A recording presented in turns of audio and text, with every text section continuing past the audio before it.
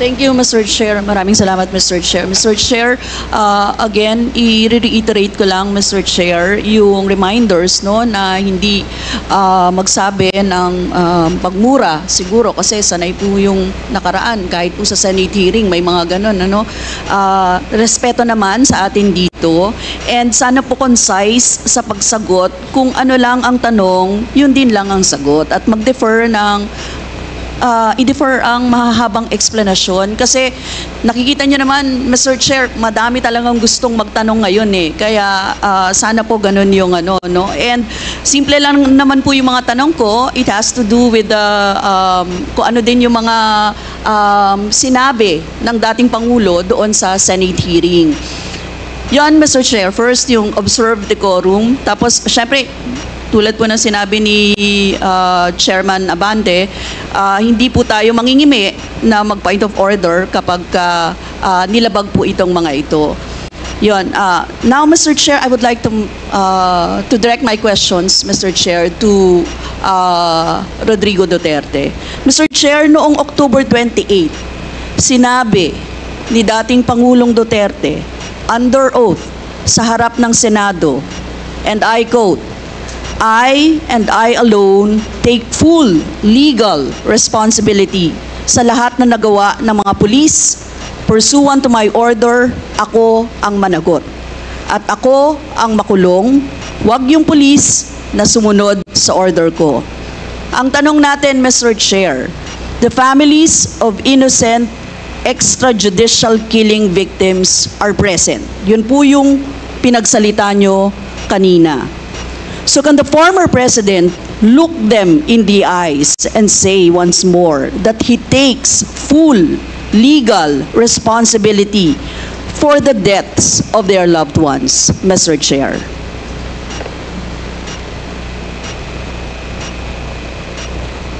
Mr. President, can you... What's the question?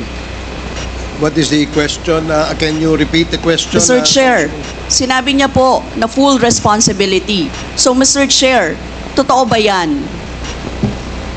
Correct. Very correct. Since I was a president, and there was this, until now, serious problem about drugs, I had to issue or make a policy statement about drugs. At all that happened, yung nangyari pursuant to my order to stop the drug problem in this country, akin yun. Akin na akin yun. Ako ang nagbigay ng order kasi ginawa nila illegal or legal, akin yun.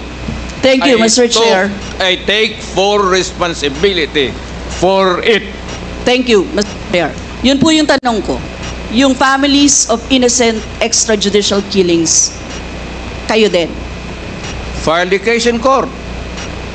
Mr. Walang Chair. problema. Nandiyan ang korte. Yes, Mr. Chair. Second question ko. Responsable kayo kasi polisiya nyo yon. Kumbaga, tatak Duterte. Dahil polisiya nyo rin yan, tama ba? Sa Davao. Nung nasa Davao pa kayo. Tama ba na tawagin po itong Davao model or Davao style, Mr. Chair? I cannot control the semantics. Mr. Chair, yes or no? Davao style. Do not ask me to answer yes or no. You are not an investigator. Mr. Chair, tayo po ay nasa investigasyon kasalukuyan, Yes, Mr. but you Chair. are not an investigator. Why are you asking me to answer Mr. yes Chair, or no? tinatanong ko lang naman. Point of Session order. suspended.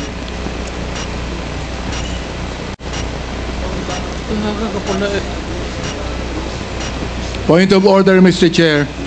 Ano ka, police? Point of order, Mr. Chair. The session is suspended for the meantime, so please, let's take time to calm things down, okay? Para ho maayos ang ating hearing sa ngayon.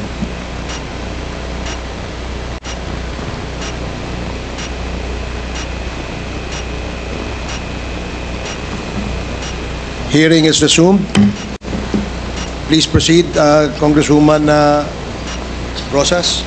Yes, Mr. Chair. Napakasimple lang po ng tanong ko. Tinatanong ko lang po kung yes or no, Davao style ba yung inyong modelo. Mr. Chair, ayaw niya sagutin. So, Mr. Chair, hindi ko maintindihan yon.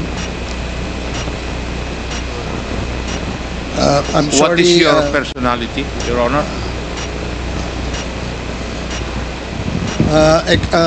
If I may, Secretary Bello, we normally, the committee does not allow the counsel of the witness to speak because the role of the counsel is limited only to counseling his client on his rights.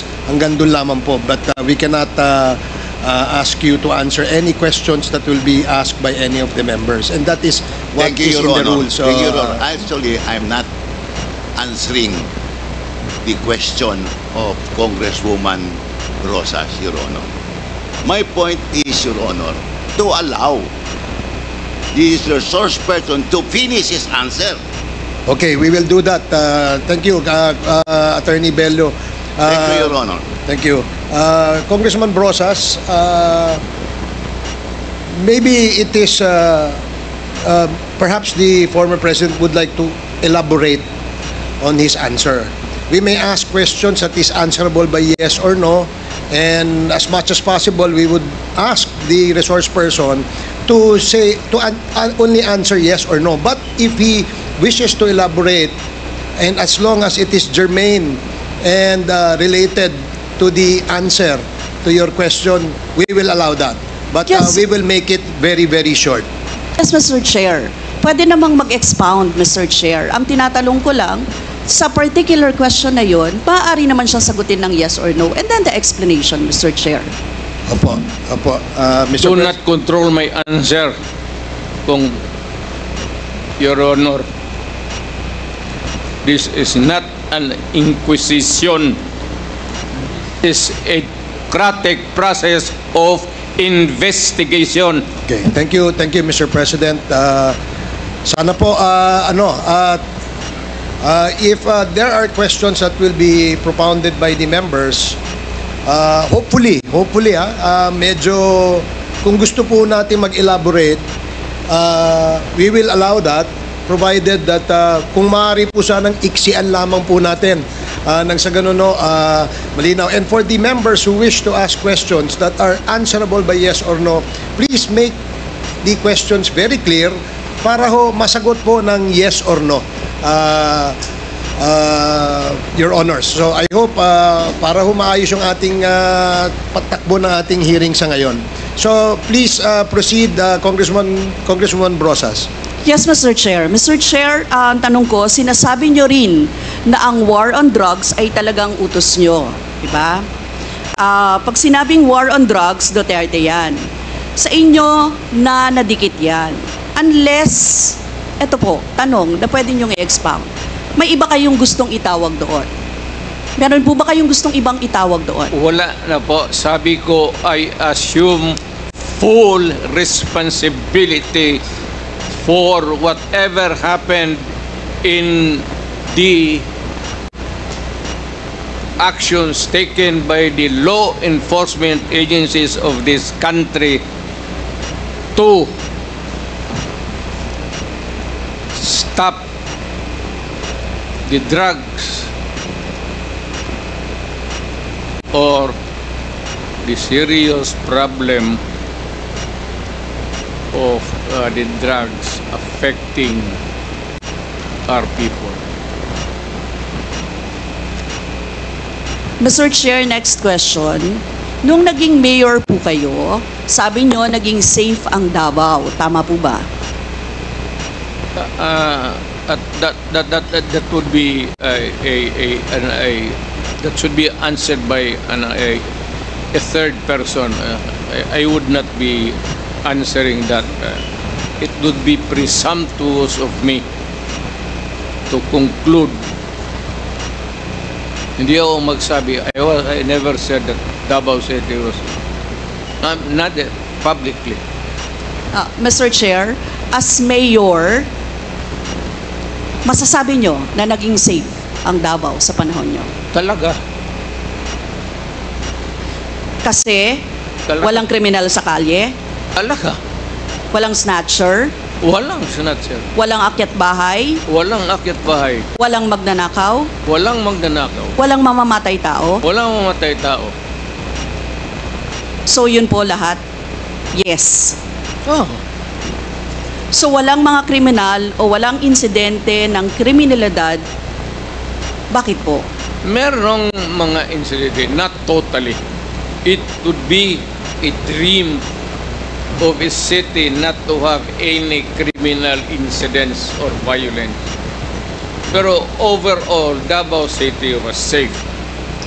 If the test or standard would be that a citizen of the city can walk all over the city and men and children can go home safely, unmolested, undisturbed. That was the standard that I gave to the police of Davao City. Mr. Chair, I would like to ask, no? Hindi ba nagkandamatay sila sa panahon na yon? Marami po. Sino-sino po ang mga pumatay? Wala akong listahan yan, ma'am. We have to go to the tawag nito. Hindi ko bit-bit. Ang bit-bit ko lang ho yung hindi. Mr. Chair, I would like to ask again, no? Sa inyo po na karanasan, kayo mismo ba pumatay? Ako? Marami. Mga 6 o 7. So Ewan what- ko kung natuluyan yung hindi ko na follow up sa hospital kung natuluyan. Quote ko lang, ipaalala ko ulit, Mr. Chair, kasi mula din ito sa Senate hearings, ano? I-quote ko lang po kayo, in Davao, I used to do it personally, just to show to the guys that if I can do it, why can't you? Correct. Sinabi niyo po yan sa mga business leaders sa meeting sa Manila. At kung paano niyo ginode ang mga police officers to gun down suspects. Tama po ba? Yes, if they present a violent resistance, that's the only thing that you can kill the criminal if you are personally in danger of losing your life too.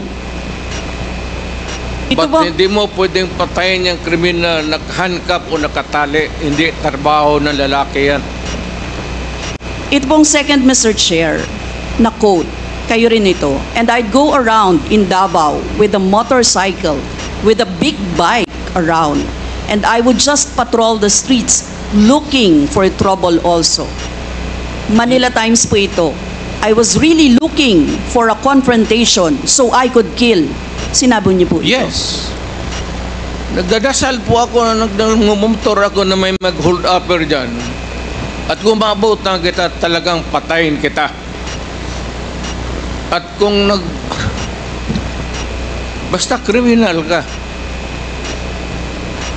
wala akong pasensya sa kriminal. Pagka lumaban, patayan. So, Mr. Chair, kanina po kasi sinabi ni Duterte na he takes full legal responsibility.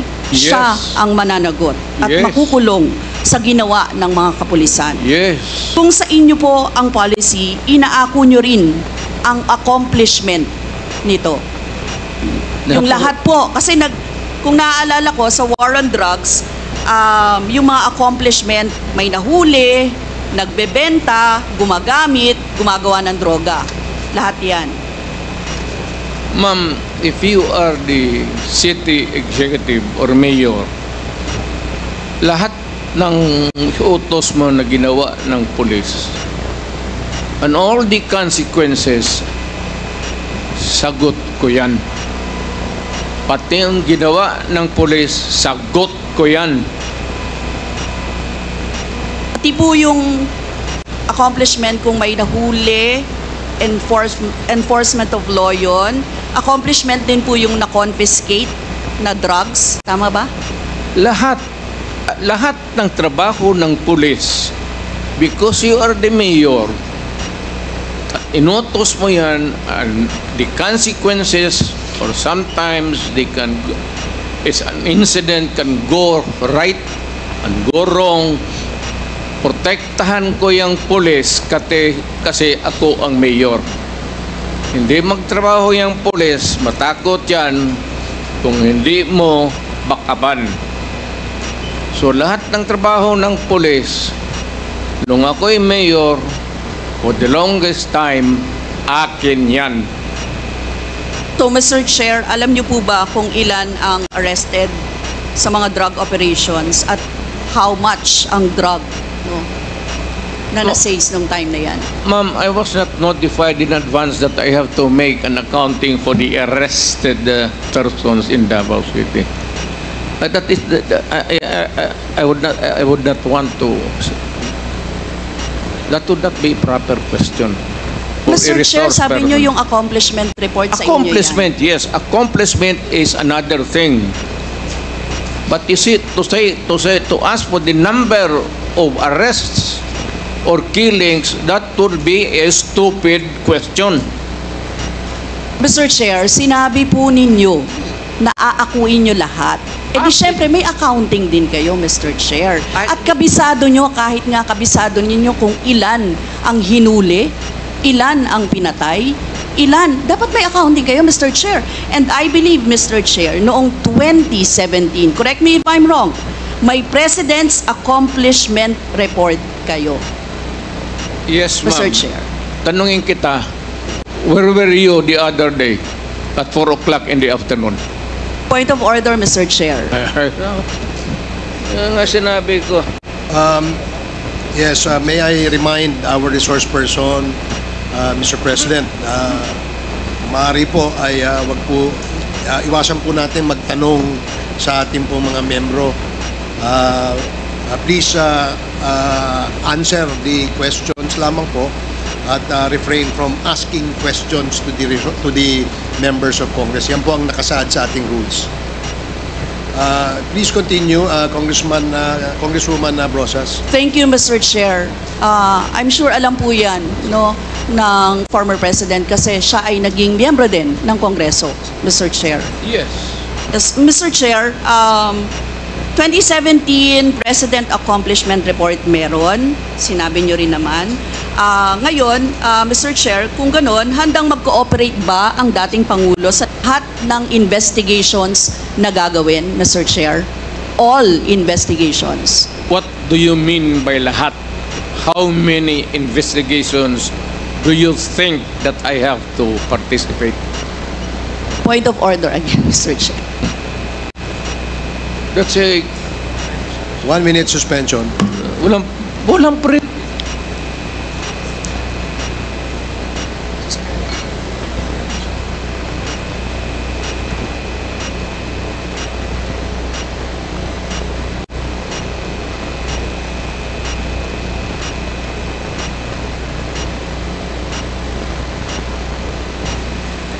Hearing is resumed. Again, let me remind our resource person as well as our members that please refrain from, for the resource person, refrain from asking questions to the members. Please limit your reply to the questions being asked. At sa atin naman po mga members, please go straight to the point. Ask the resource person the question that you wish to be answered. Direkta, para ho hindi tayo magtagal. Mr. Chair.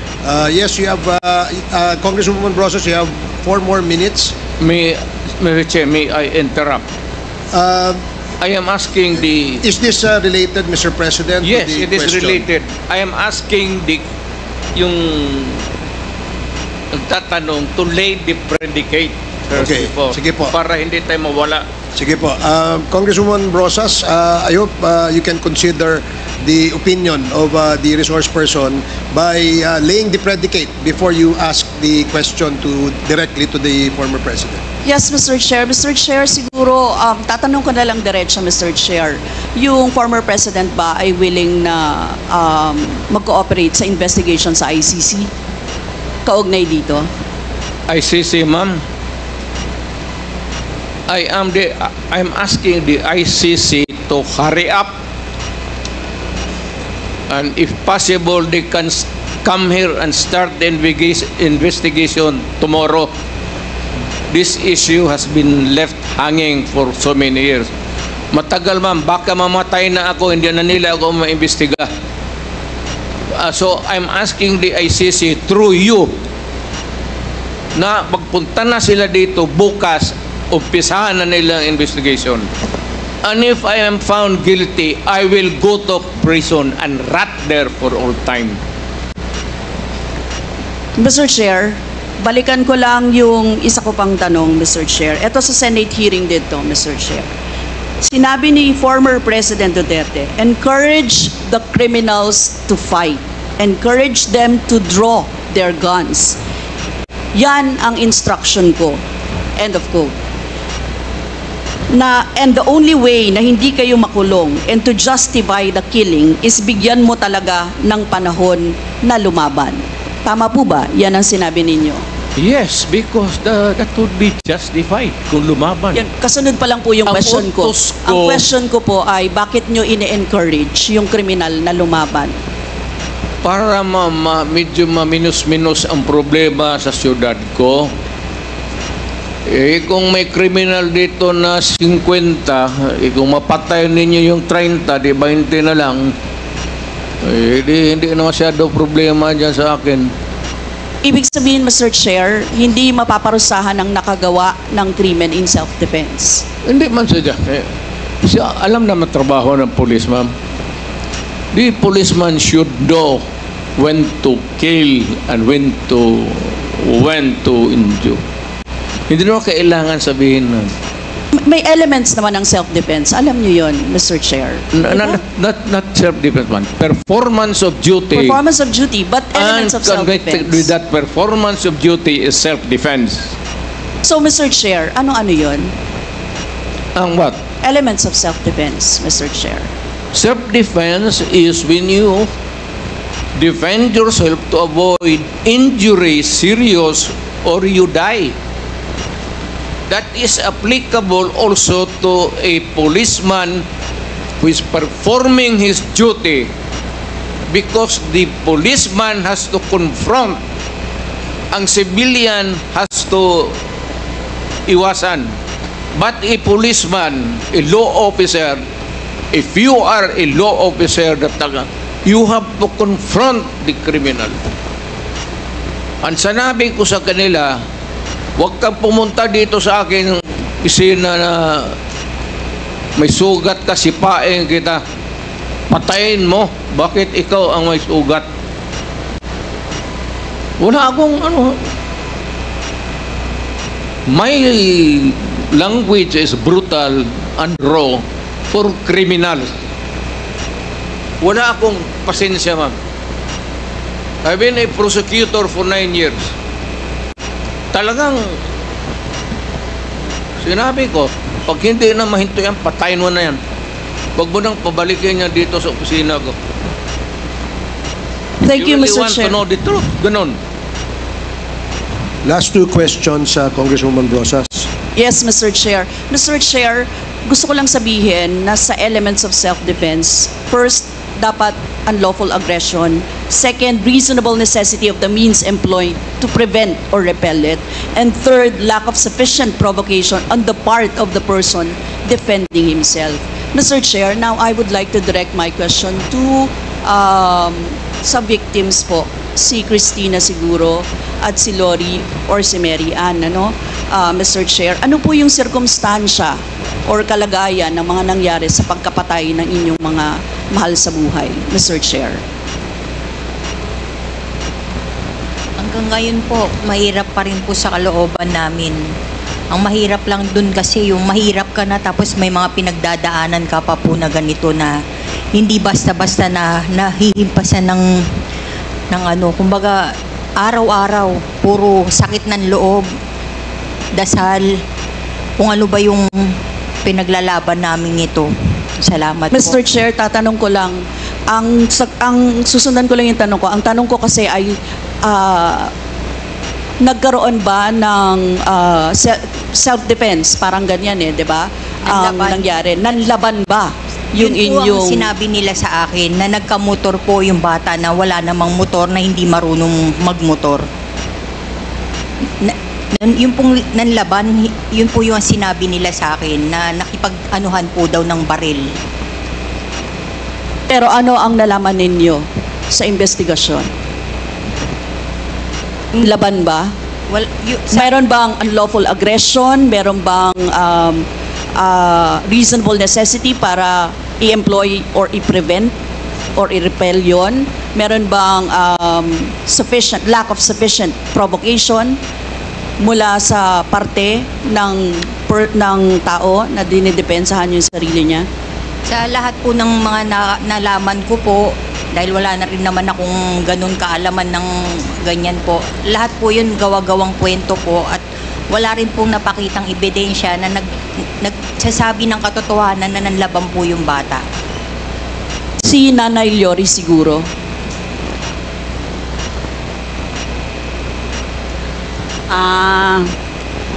Sa parte po ng aking mga anak na dalawa, nawala po kasi sila ng May 11, tapos nalaman na lang po namin May 12 na natagpuan sila dun sa isang lugar sa Quezon City na patay na sila. Kaya kumbaga, doon sa balita, yun yung napanood ng anak ko na sabi nga daw ay police operation. Pinaghahabol daw sila ng mga pulis hanggang sa nahuli sila at pinagbabarel. Yun po, kasi kukuha lang naman ng lisensya itong kuya, si Crisanto, kasi isa po siyang security guard. Kumuha lang siya ng lisensya noong May 11, pero hindi na ho siya nakabalik. Tapos kinabukasan ho, yun napanood na siya sa isang news sa TV na yun nga, natagpuan na sila na patay na. Tapos yun, pinaghahanap na po namin. Si Nanay Mary Ann. Yung time po nung pinas lang yung mag-ama ko, sa totoo lang, planado po ng mga pulis yun, na pumatay po sila. Ang hinahanap po nila, hindi po yung mag-ama ko, yung kapatid ng asawa ko. Nasa police report po nun. Halos planado po nila, nandyan na po yung soko, andyan na yung punerarya, na halos sa amin bilang mahihirap, wala kaming magawa. Halos talagang yung ginawa ng mga opisyal ng mga kapulisan na imbis na magtiwala kami, nawalan kami ng tiwala. Halos sa tingin po namin parang mga na po sila. Hindi na po nila ginagampanan yung mga obligasyon nila bilang mga pulis. Kaya yung time na yon, hindi po makatao yung ginawa nila sa aming mga mahihirap. So sa tingin niyo po hindi nanlaban?